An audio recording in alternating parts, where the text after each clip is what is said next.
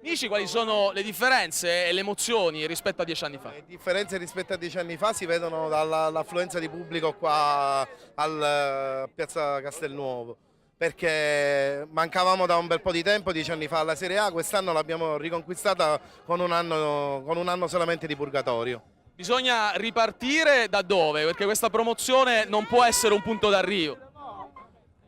Bisogna ripartire da tutto quello che sta succedendo qui col Palermo Calcio. Evviva Zamparini!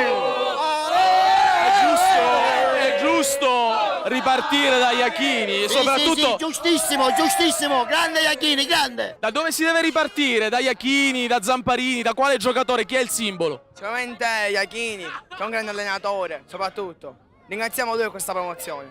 Iachini è l'allenatore giusto anche per la Serie A. Penso di sì. Quindi va bene andare ancora con Iachini. Anche da noi tifosi non dobbiamo lamentarci dell'Europa League. L'importante è stare in Serie A. Eravamo diventati troppo, se eravamo stancati della Serie A, abbiamo capito invece che è importante tenere sempre la Serie A. Qualsiasi risultato si ottiene è meglio sempre stare in Serie A. Abbiamo pagato un anno e ricordo in questi momenti i momenti della tradizione del Palermo. Ricordiamoci quei momenti. Grazie a Zamparini possiamo dire la nostra anche in Europa.